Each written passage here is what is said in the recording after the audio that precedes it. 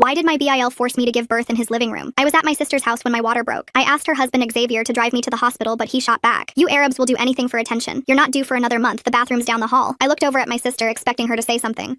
Yeah, you should listen to my husband. She tried to sound assertive, but I could see the tears in her eyes. She was scared of him. Please, Xavier, I need you to drive. I was then interrupted by the sound of him turning up the TV. Xavier, this is real. The baby. Another contraction ripped through me. I collapsed against the kitchen counter. Does she even speak enough English to know what real contractions are? He wasn't even looking at me, just scrolling through his phone, feet up on the coffee table. The pain hit like broken glass grinding through my pelvis. Babe, can you get newspapers for your sister's show? Use the sports section. My sister's hands trembled as she spread newspapers under me. My own family was treating me like a dog. The fluid down my legs came into my vision. It wasn't clear anymore. It was red. Blood. Please. I was sobbing now, snot and bile running down my face. Something's wrong. The baby is coming. 5 weeks early? Xavier snorted. Convenient math. Do you even know who the father is? Or is this another welfare baby situation? I used all the strength I had to grab my phone and dial 911. Hello? 90 Maple Avenue. Beep. Xavier snatched it and hung up before I could finish. No way. You people always make everything a discrimination lawsuit, not falling for your setup. The contraction that hit next brought me to my knees. I screamed. Couldn't help it. It felt like my pelvis was cracking open. Zainab's hand found mine between contractions, squeezing 3 times fast. Our childhood signal for, I love you. Then she'd jerk away whenever he glanced over. Zainab, please, I gasped. You know this is real. Tell him. Don't even try your tricks on Zainab. I taught her how to be a real American. He pointed at her uncovered hair with his beer bottle. See? No hijab, no drama, all thanks to me. When Xavier looked back at the game, she leaned into my hair and whispered, Samihini, please forgive me in Arabic. I didn't even have time to feel bad for her. The contractions were 2 minutes apart. The sounds coming out of me weren't human anymore. They were guttural, animal. Ah! This is what happens when your kind breeds too young. Xavier cranked the volume higher. Probably don't even believe in the pull-out method. He giggled like a teenage girl. You probably even believe in that no means no BS. Ha ha ha ha ha. Blood was soaking through the newspapers now. A lot of blood, all dark red. Zainab saw it and went white. I watched as she fearfully strolled towards the window, catching the eye of our neighbor Mrs. Ali outside. As soon as Xavier stood up to scream when his team won, Zainab started waving like a mad woman. Help! Help! She screamed while pointing at me. Xavier's head snapped around. What the hell do you think you're doing? She froze like a deer in headlights. I just thought maybe. She could barely speak between the sobs. He grabbed her arm, hard. Upstairs. Now. No, please, I need her, I screamed, reaching for my sister. Look at all the trouble you caused. He scoffed at me while dragging Zainab up the stairs. We're gonna have a talk about loyalty. The door slammed. I heard Zainab's muffled sobs, a thud against the wall. Her crying got quieter, then nothing. I tried crawling to the door, made it 3 feet before another contraction knocked me down. Xavier literally stepped over me to get another beer from the fridge. His shoe caught the edge of the bloody newspaper. Oh my gosh, are you still committed to this act? He sighed. When you're done with whatever this is, you're cleaning my floor. I gasped. Not at what he said, but because I felt the baby's head coming out of me. The baby's coming out. Now. Sure it is. He didn't even turn around. That's when I snapped. If he wanted a show, he'd get one. I ripped off my abaya, my leggings, everything below the waist. Fine, I'll deliver this baby on your precious leather couch. I crawled to his $5,000 sofa, the one with custom Italian leather, climbed on it, started pushing, screaming, bleeding all over his pristine cushions. What the? Get off now! His smug face morphed into horror. He could see it, the baby's head actually crowning. You're ruining everything. Zainab, get down here now. She appeared in the doorway, face swollen from crying. Drive your terrorist sister to the hospital before she ruins my entire house. He threw something at her. Car keys. Suddenly, my sister was pulling me towards the door. You can drive? 10 years, she sobbed, speeding through red lights. He took my keys 2 years ago, said I had to earn them back. The drive to the hospital was 30 minutes, but Zainab made it in 15. As soon as we made it through the hospital doors, Zainab started screaming like a maniac. She's 35 weeks, heavy bleeding. Doctors swarmed around me as they wheeled me to the ER. A nurse kept checking between my legs, whispering to the doctor. Nobody would look at me. Where's my baby? I asked. Why isn't she crying? The doctor pulled off her surgical cap. Her eyes were wet. The bleeding was too severe. Your daughter. She fought so hard, but we couldn't. I'm sorry. I'm so sorry. Zainab held me while I screamed. Not from pain this time. From emptiness. Sanan Takim, she whispered. We will take revenge. The empty bassinet sat in the corner of the room like a ghost. My eyes kept going back to it while Zainab held me and whispered Sanan Takim over and over into my hair. Her arms squeezed tighter with each word like she was trying to hold the broken pieces of me together. My whole body shook with sobs that felt like they were tearing me apart from the inside. The nurses had wheeled my daughter away 20 minutes ago, but I could still see her tiny face behind my eyelids. Zainab's tears soaked through my hospital gown as she rocked me back and forth. A knock came at the door, and a police officer walked in with a clipboard. He looked tired, and his uniform was wrinkled like he'd been on shift too long. He pulled up a chair and started asking questions in a flat voice while checking boxes on his form. Name, age, address, estimated time of labor onset. I was still bleeding through the thick hospital pads they'd given me, and every shift sent fresh pain through my body. When he asked about the father, Zainab's hand gripped mine so hard her nails dug into my palm. I told him there was no father involved and watched him write something down without looking up. He asked if I had prenatal care, and I nodded while Zainab answered for me with dates and doctor names. The officer finished his paperwork and left without making eye contact. An hour later, a woman knocked and came in carrying a thick folder. Sabina Sutherland from the hospital social services had gray hair pulled back in a bun and kind eyes behind thick glasses. She sat down and started spreading pamphlets across the bed tray about grief support groups and burial assistance programs. Her voice was soft as she explained about counseling services and financial help for families who couldn't afford funeral costs. I couldn't focus on any of the words she was saying. My brain kept sliding away from what she was talking about like it was covered in oil. Zainab took notes with shaking hands on a yellow legal pad the woman gave her. Every few minutes, she'd glance at the door like Xavier might walk through it any second. Sabina left her business card and said she'd check back tomorrow. My phone kept buzzing on the nightstand, and I could see our parents' numbers flashing on the screen. Mom called 6 times, and Dad called 4. I turned the phone face down and pulled the hospital blanket up up to my chin. The weight of having to tell them what happened felt impossible right now. I needed this bubble of just me and Zainab before the rest of the world crashed in with their questions and blame and grief. Zainab silenced her own phone when our mother's face appeared on the screen. The next morning, a different doctor came in with my chart. She was younger with dark circles under her eyes, and her scrubs had coffee stains on them. She sat on the edge of my bed and explained that the bleeding pattern and tissue samples showed clear signs of placental abruption. The placenta had torn away from the uterine wall, which cut off oxygen to the baby. She said with immediate medical attention, the survival rate was over 60%. Without it, the baby usually died within an hour. My numbness cracked and rage poured through like boiling water. Zainab went completely white and grabbed the bed rail to steady herself. We both understood exactly what those lost hours on Xavier's floor had cost us. The doctor left us alone again, and Zainab finally told me what happened upstairs after Xavier dragged her away. The thuds I'd heard were him shoving her into the wall over and over. He'd put his hand over her mouth to muffle her cries and told her she was lucky he didn't do worse. She pulled up her sleeves and showed me bruises going up both arms in different stages of healing. Yellow ones from weeks ago and purple ones from last Tuesday, and fresh red marks from yesterday. She admitted this had been happening for 3 years, but it got worse after she stopped wearing hijab to make him happy. He'd grab her wrist during arguments and twist until she cried. He'd push her into furniture and say she was clumsy when people asked about bruises. The nurse came in during afternoon rounds and mentioned that our neighbor Mrs. Ali had called the hospital 3 times asking about us. She wanted to help however she could and left her number at the nurse's station. A tiny spark of hope flickered in my chest when the nurse said Mrs. Ali saw Zainab's desperate signals through the window and was willing to make a statement about what she witnessed. The nurse brought me forms to sign requesting my complete medical records from the emergency room visit. There's something deeply unsettling about how Xavier keeps calling this woman's emergency an act while she's literally bleeding on his floor. What kind of person sees that much blood and still thinks someone's faking? I asked her to help me request the 911 recording from that day since Xavier had hung up before I could give our full address. Zainab helped me fill out the paperwork with steady hands while we focused on these small tasks instead of the crushing weight of what we'd lost. Each form felt like gathering evidence even though neither of us said it out loud. We had to decide about burial arrangements fast because of our faith requiring burial within 24 hours. I was still too weak to leave the hospital and could barely stand without help. Zainab promised she would handle everything and make sure my daughter got the dignity Xavier denied her in life. She called the mosque and arranged for the washing and wrapping while I lay in bed staring at the ceiling. Xavier started bombing Zainab's phone with texts while she was making the burial calls. First he denied everything and said I was being dramatic about normal pregnancy stuff. Then he blamed me for not being clear about how serious it was. Then he said he loved Zainab and just wanted her to come home where she belonged. I watched her face cycle through fear when his name appeared, then anger at his lies, then a terrible kind of longing for the man she thought she'd married before he showed his real face. The hospital chaplain knocked on my door while Zainab was still holding the phone. He had kind eyes and a soft voice that made me want to scream because nothing about this was soft or kind. He talked about religious arrangements and finding peace through prayer, and I just stared at the wall behind him. My baby was dead and he wanted to talk about acceptance. I couldn't even look at him. Zainab took his card when I turned away and slipped it into her pocket. She knew we'd need help even if I couldn't think about that right now. The social worker came in next with a clipboard and started asking about discharge planning. Where would I go when they released me? My apartment was 40 minutes away, and I couldn't go back to Zainab's house. Not with Xavier there. The social worker started making calls to shelters and temporary housing while Zainab sat next to me on the bed. She promised she wouldn't go home tonight either. I grabbed her hand and told her she wasn't going back to that house tonight or any night if I could help it. She looked scared about what Xavier would do, but more scared about being alone with him after what happened. She nodded and said she'd stay with me wherever we ended up. Her phone rang and it was Solange Temple from the domestic violence hotline calling us back. Zainab put it on speaker and Solange walked us through safety planning. She explained about getting a second phone Xavier didn't know about and keeping important documents somewhere safe. Zainab took notes in Arabic on the back of a hospital menu so she'd remember everything. The funeral director came by with paperwork and the costs made my stomach drop. Even the simplest infant burial was thousands of dollars we didn't have. Zainab's hands shook as she filled out forms for payment plans. We were drowning in paperwork about death when we should have been filling out birth certificates. The social worker came back and said Mrs. Ali had given her statement about what she saw. She'd actually recorded video on her phone of Zainab waving from the window and screaming for help. My heart pounded knowing we had proof, but Zainab went pale thinking about the whole neighborhood finding out about Xavier. Detective Bennett Thorne arrived in the afternoon to take our formal statements. He was tall and serious and wrote down everything in a small notebook. He asked specific questions about the 911 call and how Xavier took my phone and hung up. He wanted to know exactly what Xavier said and did. Zainab kept looking at her hands while she answered his questions. She was stuck between telling the truth about my baby and staying loyal to her husband. The detective wrote down every word and said he'd be in touch. After he left, my body crashed hard. The stitches burned like fire and my breasts were rock hard with milk for a baby who wasn't here. I couldn't stop bleeding and the nurse said that was normal, but nothing felt normal. Zainab helped me to the bathroom and held me up while I sobbed. The physical pain matched what was happening in my heart. Everything hurt. 3 days later, a small group of women from the mosque came for the burial. They wrapped my daughter in white cloth with gentle hands while saying prayers I couldn't understand through my tears. I only stayed for a few minutes before the grief got too heavy and I had to leave. Zainab stayed to say the prayers I couldn't manage. She held my hand at the grave and whispered that she'd make sure our daughter was never forgotten. On the way back to the shelter, my phone buzzed with a bank alert. Xavier had removed Zainab from their joint accounts and credit cards. She stared at the screen in shock. 10 years of marriage and he'd cut her off with one phone call. She had no money and no way to get to anything she'd saved over the years. Her whole life was in that house and now she couldn't even buy groceries. The shelter was a converted church basement with cots lined up in rows. Other women sat on their beds with their kids and their own stories of running away. Zainab and I got beds next to each other and she helped me lie down carefully because everything still hurt. She kept checking her phone hoping Xavier would change his mind, but all she got were angry texts calling her a traitor. The shelter coordinator gave us vouchers for clothes from the donation closet since we'd left with nothing. Zainab picked out plain things that wouldn't draw attention while I just grabbed whatever fit over my swollen body. Nothing felt real. We were picking out dead people's donated clothes while my milk leaked through my shirt for a baby I'd never feed. That night Zainab couldn't sleep and neither could I. We lay on our cots listening to kids crying and women whispering on phones to lawyers and family members. She reached across the space between our beds and grabbed my hand. We didn't need words. We both knew everything had changed, and there was no going back. Xavier kept calling her phone until she finally turned it off. The silence was worse than the ringing. The next morning, a woman named Solange from the shelter's legal team knocked on our door holding a thick folder and a box of tissues. She sat down with us in the tiny counseling room and started pulling out forms for emergency food stamps and cash assistance. Her hands moved fast across the papers while she explained how protective orders worked and what evidence we'd need. Zainab kept nodding and taking notes on the back of an envelope she found in her pocket. I could see her hands shaking, but her eyes looked different now, not scared anymore, just tired and angry. Solange showed us how to fill out each form and where to sign. She gave us prepaid cards for groceries and explained we could get them refilled every month. Zainab asked questions about the protective order process and whether Xavier could fight it in court. Solange said he could try, but with the evidence we had, it would be hard for him. 2 days later, I had my follow-up appointment at the hospital. The doctor pulled up my chart on her computer and turned the screen so we could both see it. She pointed at the ultrasound images from that night showing where the placenta had torn away from my uterus. She explained that with placental abruption, every single minute matters for the baby's survival. The longer the delay, the less oxygen the baby gets. I pulled out my phone and asked if I could record her explanation. She nodded and repeated everything slower this time. She said with proper medical care within the first hour my daughter might have survived. But after 3 hours with heavy bleeding, the chances dropped to almost zero. Zainab sat next to me getting paler with each word. Her guilt was turning into something else, something harder and colder. The doctor printed out copies of everything and signed a statement about the timeline. That afternoon, a package arrived at the shelter addressed to me. Inside were the 911 call records from that night. The transcript showed my call at 8:47 p.m. lasting 12 seconds before disconnection. Then dispatch tried calling back at 8:48 p.m. but the call was blocked. Seeing it printed on official county letterhead made it real in a way nothing else had. Zainab read it over my shoulder 3 times. Each time her jaw got tighter. We made copies at the shelter's office and added them to our growing evidence folder. The next morning, my phone started blowing up with notifications. Xavier had posted on Facebook calling me a welfare queen who faked a medical emergency for attention and lawsuit money. He wrote that I probably wasn't even pregnant and just wanted to scam his family. His friends were commenting things about how immigrants always play the victim card. One guy wrote that we come here and immediately start looking for ways to sue real Americans. Another said this is why we need stronger deportation laws. Solange came to find us when she heard me crying. She looked at my phone and immediately told me to start taking screenshots of everything. Don't respond to anything she said. Don't defend yourself. Just document. I spent the next 4 hours screenshotting every post and comment. Xavier kept posting new things about how I was probably on welfare before I even met his family. His cousin posted that she always knew something was off about me. His work friends were sharing articles about false discrimination lawsuits. Zainab sat next to me watching me work. She saw her husband's public face for the first time. The same man who called himself progressive at dinner parties was letting his friends write the most racist stuff I'd ever seen. She kept saying she didn't know he had friends like this, but I could tell she was lying to herself. How did the hospital get that ultrasound data to show exactly when the placenta tore away? The way they can track those medical timelines down to the minute makes me wonder what other evidence might be stored in those hospital computers that could help them. The next day, we went to the courthouse to file for an emergency protective order. Zainab's hands shook so bad she could barely hold the pen. The clerk had to help her fill out the sections about the abuse. She had to write down dates and incidents going back 2 years. Times he grabbed her, times he threw things, times he locked her in rooms. The clerk said they would try to serve Xavier at his office since that's where he'd have to sign for it. We both knew once he got those papers, everything would get worse before it got better. 3 days passed with no word about the protective order. The process server went to Xavier's office 3 times, but his secretary kept saying he was in meetings. The 4th time, she said he was traveling for business, even though Zainab knew he was home because she'd seen his car in their driveway when we drove past. The frustration was eating at us. We were following all the rules and doing everything legally, but he was still finding ways around it. Meanwhile, we were sleeping in a family shelter room with paper-thin walls and no privacy. Detective Thorne called asking if we had any photos from inside the house that night. He needed pictures of the blood on the couch and carpet to document the scene. I had to sit there and describe every detail while he took notes. Where exactly was I when my water broke? How much blood was on which cushion? What position was I in when the baby started coming? Zainab broke down completely when he asked about the newspapers Xavier made her put under me. She kept apologizing for not taking pictures, but who thinks about evidence when their sister is dying on the floor? That night we had our first real fight since everything happened. I wanted to call our parents and tell them everything. She begged me not to. She said it would kill our mother to know what happened. I got so mad I threw my pillow across the room. How could she still be protecting everyone else's feelings when her husband let my baby die? She started sobbing about family shame and what people would say. We ended up holding each other and crying until we couldn't anymore. Both of us too broken to stay angry. The next morning, the shelter coordinator offered us our own room instead of just the emergency cots. It was small, but it had a door that locked and our own bathroom. Zainab hesitated when they asked if she wanted to get her things from the house. She started listing everything she'd have to leave behind. Her wedding album, our grandmother's gold jewelry she'd been saving, the prayer rug our father gave her. She knew if she tried to go back for anything, Xavier would destroy it all just to hurt her. 3 days later, the records office called saying the death certificate was ready for pickup. The drive there took 20 minutes but felt like hours with Zainab gripping the steering wheel so tight her knuckles went white. The clerk behind the desk handed me the envelope without looking up from her computer. Just another piece of paper to her. To me, it weighed more than my daughter ever did. Official cause of death, placental abruption, secondary to maternal trauma. Translation, Xavier killed my baby. My legs gave out right there in the lobby. Zainab caught me before I hit the floor and half carried me to the car while I sobbed so hard I couldn't breathe. She drove us back to the shelter while I clutched that paper and screamed into my hands. When we got to the hospital parking lot for my follow-up appointment, Xavier was there leaning against his truck. My whole body went cold. He started walking toward us fast, his face twisted with rage. Zainab grabbed my arm and pulled me toward the entrance, but he was gaining on us. That's when the security guard stepped between us. Xavier stopped short, his hands balling into fists. The guard's hand moved to his radio. Xavier backed up slowly, pointing at us the whole time before getting in his truck and peeling out. Zainab's hands shook for an hour after that. Back at the shelter, Solange pulled out a basic flip phone from her desk drawer. She showed us how to turn off location services on our regular phones and check for tracking apps. Xavier had installed 3 different ones on Zainab's phone without her knowing. Solange taught us about digital footprints and how abusers use technology to stalk. She gave us the flip phone for emergencies only, a number Xavier wouldn't know. Zainab took notes on everything, asking questions about VPNs and secure messaging apps. 2 days later, we met with Yvette Sumner in her downtown office. She specialized in civil cases against abusers. The wrongful death suit paperwork sat heavy on the conference table. Suing family felt wrong even though Xavier wasn't really family anymore. Zainab kept wringing her hands, worried about what would come out during discovery. All the times she didn't call police, all the times she stayed. Yvette explained we had a strong case, but warned us civil court was different from criminal. Lower burden of proof, but also lower consequences. Money, not jail time. The protective order finally came through a week later. The process server found Xavier at his gym and served him in front of everyone. The judge granted a 2-week temporary order until the full hearing. Zainab knew from experience that paper didn't stop fists. She'd had 3 restraining orders before. Each time Xavier found ways around them, but at least now violating it would be a crime. Something on his record. The next morning, Xavier's company called him in for an HR meeting. Someone had forwarded his social media posts celebrating putting terrorist baby killers in their place. Company policy violations. He wasn't fired but got an official warning. Any more incidents and he'd be terminated. Zainab felt guilty even though she hadn't reported him. It was probably Mrs. Ali or someone from the hospital. My first therapy appointment was with a specialist who understood baby loss and domestic violence. The session left me exhausted, but somehow lighter, like I'd been carrying rocks in my chest and finally put a few down. The therapist gave me worksheets about grief and trauma. Zainab sat in the waiting room the whole time, looking at me with hope when I came out. Maybe healing was possible. Maybe we could both get through this. That night, my body betrayed me again. My breasts were hard and hot, leaking milk for a baby who would never drink it. The physical pain felt like mockery, empty arms and a full chest. Zainab researched remedies online and came back with cabbage leaves and ice packs. She helped me stuff the cold leaves in my bra without saying anything. Just gentle touches and quiet determination. She brought me pain medicine every 4 hours and helped change the soaked breast pads. Detective Thorne called the next afternoon with news. He'd gotten the full 911 audio from that day. You could hear everything. Me begging for help. Xavier in the background saying, "Not falling for your setup," before the line went dead. The evidence was building, but he warned us proving criminal liability was still hard. Prosecutors wanted slam dunks, not complicated family cases, but the recording would help with the civil suit at least. That evening, Zainab's phone buzzed with a text from an unknown number. Xavier was gathering character witnesses for the hearing. His boss, his gym buddies, even his mother who hadn't spoken to him in years. He'd hired a good lawyer too, someone who specialized in defending men accused of domestic violence. The fear spiked again, but we were getting better at channeling it into action. Zainab started a notebook documenting everything. Times, dates, witnesses. She took photos of my medical records and backed them up in 3 different places. We weren't going to be caught unprepared again. The shelter room was smaller than Xavier's bathroom. 2 narrow beds with thin gray blankets, a shared bathroom down the hall that smelled like bleach and old pipes. Zainab stood in the doorway holding 1 black duffel bag while 10 years of marriage stayed behind in that house. She kept touching her bare ring finger like she was checking if this was real. The shelter worker showed us the common kitchen and the curfew rules and the panic button on the wall. Other women moved through the halls with the same empty look in their eyes. That first night, Zainab woke up crying 4 times, and each time she reached for a husband who wasn't there before remembering why. Yvette came by the next morning with folders and legal papers spread across the tiny desk. She explained that if we went after Xavier in civil court, his lawyer would dig into everything. Our immigration papers, our family back home, every job we ever had, every mistake we ever made. They'd twist our whole lives into weapons against us. She showed us examples from other cases where women got torn apart on the stand. I looked at the papers and then at Zainab, who was still touching that empty ring finger. My baby deserved justice, even if it meant they'd drag us through hell to get it. We signed the papers. Solange started coming 3 times a week to practice for the protective order hearing. She'd pretend to be the judge and make Zainab tell her story over and over. Every time Zainab would start strong, but then add little words to soften it. Instead of saying Xavier hit her, she'd say he got upset and things got physical. Instead of saying he controlled the money, she'd say they had different ideas about finances. 10 years of training to never make him look bad was hard to break. Solange would stop her and make her start again with just the facts. No apologies, no explanations, no protecting him. Court day came 3 weeks later, and my whole body remembered that night the second I saw Xavier in the hallway. He wore a suit that cost more than we'd spent on food in a year, and his lawyer looked like he ate people like us for breakfast. The blood, the pain, the baby who never got to breathe, it all came rushing back. Why does Xavier's lawyer specialize in defending men accused of domestic violence? That seems like such a specific career choice. Makes me wonder what kind of person builds their whole practice around keeping violent men out of trouble while their victims suffer. I couldn't breathe right and my hands started shaking. Zainab grabbed my hand and squeezed 3 times fast, our old signal, and I forced myself to stay standing. Inside the courtroom, Xavier's lawyer went after us like we were criminals. He called me manipulative and desperate for attention. He said Zainab was mentally unstable and making things up for sympathy. He twisted every single fact into something ugly. When Zainab said Xavier wouldn't let her drive, the lawyer said she was too emotional to be trusted with a car. When I said Xavier refused to call 911, the lawyer said I was being dramatic about normal pregnancy discomfort. I bit my tongue so hard it bled to keep from screaming at his lies. Zainab kept starting to dissociate, that blank look she'd get when Xavier would scream at her, and I'd squeeze her hand to bring her back. Then Mrs. Ali appeared on the courtroom screen through video link from Pakistan where she was visiting family. The judge played her footage from that night and you could see everything. Zainab at the window waving her arms and screaming for help while Xavier was distracted. Her desperate signals, her tears, the terror on her face. The judge's expression changed completely watching it. For the first time since this started, someone in authority actually saw what happened to us. The judge took 20 minutes to decide, but it felt like 20 hours. She granted a 6-month protective order but said criminal charges were up to the DA's office to pursue. It wasn't everything we wanted, but it was something real. Zainab started crying with relief that she had legal permission to stay away from him. 6 months where he couldn't come near us or call us or send his friends to check on us. 6 months to figure out how to build a life without him. Outside the courthouse, Xavier walked past us with his lawyer and muttered something just loud enough for us to hear, but quiet enough that his lawyer could claim he said nothing. I pulled out my phone fast and started recording while Zainab froze completely. 10 years of training to pretend she didn't hear his insults taking over. His lawyer grabbed his arm and pulled him away, but I saw that look in his eyes. This wasn't over for him. 3 days later, Detective Thorne called while we were eating breakfast in the shelter kitchen. The DA was reviewing charges for interfering with emergency services. He warned it could take months and might not result in any jail time, but at least they were taking it seriously. He said the video from Mrs. Ali helped a lot and they were building a case. After he hung up, I stared at my phone thinking about my baby and whether any of this would bring her back. The complete medical report arrived 2 weeks later in a thick envelope that felt too heavy for what it meant. Page after page of medical terms, but one line stood out clear as day. With immediate medical intervention, my daughter had a 70% chance of survival. 70%. She could have lived if Xavier had just let me go to the hospital. The numbers felt like a knife twisting in my chest, but also like ammunition for our case. Zainab helped me make copies and file them with all our other evidence, building our paper trail of everything he took from us. 2 days later, Yvette called us into her office and spread out a thick stack of papers across her desk. She pointed to each section with her pen while explaining that she was filing an official notice to pursue wrongful death claims against Xavier. The legal terms made my head spin, but one thing was clear when she looked up at us with serious eyes. She said the depositions would be brutal and public. Xavier's lawyer would try to tear us apart on the stand. They'd dig into my past and my family and anything they could use against us. Zainab grabbed my hand under the table. We both nodded at the same time. This might be the only real consequence Xavier would ever face. The next week, I sat in a small office with beige walls and a tissue box on the side table. The therapist had kind eyes, but I couldn't look at her when I finally said what had been eating at me. I told her about the dreams where I hurt Xavier. Not just hurt him, but really bad stuff that scared me when I woke up. Sometimes I'd be driving and imagine running him over with my car. Other times, I'd picture myself with a knife doing things that made me sick to think about. My hands shook as I described how detailed these fantasies got. The therapist didn't look shocked or disgusted. She helped me understand that this rage was normal after what happened. Meanwhile, Zainab started seeing her own therapist twice a week to work through 10 years of Xavier's abuse. Back at the shelter, we had to be in by 8 every night or lose our beds. The kitchen was shared with 12 other families and you had to sign up for cooking times. Every morning meant filling out more paperwork for food stamps or housing assistance or medical coverage. The caseworker's office smelled like old coffee and desperation. Zainab would cry in the bathroom sometimes about needing charity. She'd been raised to never take handouts, and now we were living off them. The shelter gave us toothpaste and shampoo in little bottles like a hotel, but nothing about this felt temporary. 3 weeks into shelter life, I was walking back from the grocery store when I saw Xavier's car creeping along behind me. He drove so slow that other cars honked at him, but he just kept following me for 6 blocks. When I ducked into a pharmacy, he parked right outside and waited. I called the police from inside the store, but by the time they showed up, he was gone. The next day, he showed up at the same grocery store where we shopped. He'd walk past our aisle real slow, then circle back again, always staying just far enough away that it looked like coincidence. The third time it happened, Zainab took a video on her phone. We brought everything to the police station and filed another report. The officer looked tired as he explained that without clear proof of intent, they couldn't arrest him for shopping at the same store. The protective order said he couldn't come within 500 feet, but he always stayed at 501. He knew exactly where the line was and danced right along it. The system had so many holes and he'd found them all. We started shopping at different times and taking different routes home. Every car that drove too slow made my heart race. Every footstep behind us made Zainab grab my arm. On Thursday nights, I started going to a support group at the community center. The room had uncomfortable plastic chairs arranged in a circle and a coffee pot that was always empty. Other parents sat there with the same hollow look in their eyes. One woman lost her baby because the hospital sent her home saying it was false labor. Another couldn't afford the ambulance ride when her water broke early. A man's wife died because the emergency room was full and they waited 6 hours. Each story felt like mine, but different. Medical neglect came in so many forms. Poverty made it worse. Nobody there had money for lawyers except me, and that was only because Yvette worked on contingency. For the first time since losing my daughter, I didn't feel completely alone. When the meeting ended, Zainab was waiting outside in the car we'd borrowed from the shelter. She had tears in her eyes, but they were proud tears. That weekend, we sat on the shelter bed with a small cardboard box between us. Inside was the tiny hospital bracelet with baby girl written on it, the purple outfit I'd bought at a thrift store when I found out I was having a girl, 3 ultrasound photos from my second trimester when everything still seemed possible. Zainab had printed out the one good photo she took of me pregnant where I was smiling and didn't know what was coming. We added a letter I wrote to my daughter telling her how much I loved her even though we never met. The box sat next to our growing pile of case files and evidence folders on the small shelf by our bed. Grief and justice tangled together in everything now. Monday morning, we walked into Yvette's office for another meeting about discovery documents when my phone started buzzing. The screen showed a number I recognized from the DA's office. Zainab held my hand as I swiped to answer both of us, ready for whatever comes next. Thanks for tagging along while I wondered and explored all this stuff today. Definitely been an interesting little journey. Until next time, subscribe for more content like this.